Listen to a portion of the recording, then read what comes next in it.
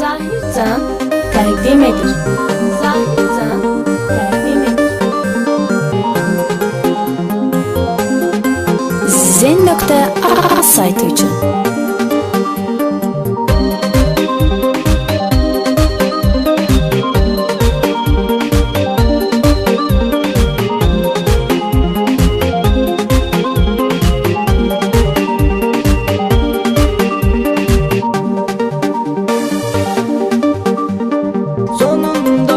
Yine teç kaldım ben, atıldım, gül teç soldum ben. Sevinci aldın apardın, niye hasreti senden aldım ben. Sonunda yine teç kaldım ben, atıldım, gül teç soldum ben. Sevinci aldın apardın, niye hasreti senden aldım DJ Müslüm Production təqdim edir. Kalmışam yine yarın sensiz darıxıram, yine sensiz çaresiz dört divar.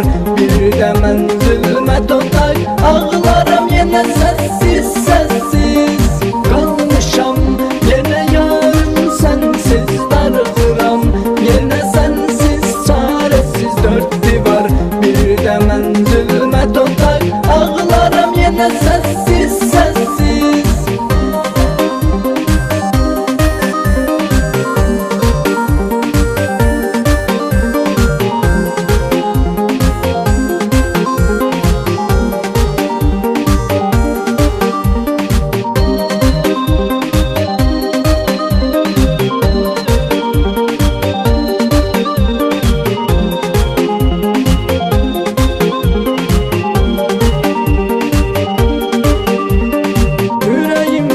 Niye vurdun gittin yüreğimden, niye yıktın gittin? Ben seni özümden de çok sevdim, yüreğimden niye vurdun gittin? Bir gece ağladım, seninle günlerimi hatırladım. El açıp Allah'ıma yalvardım, neydi günahım diye.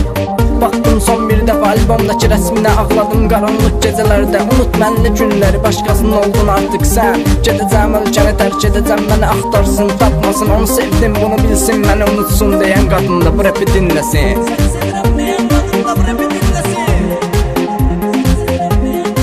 W Zen Az. Kalmışam yine yarın sensiz darıxıram, yine sensiz çaresiz dört divar. Bir de mən zülmət otay ağlaram, yine sessiz sessiz.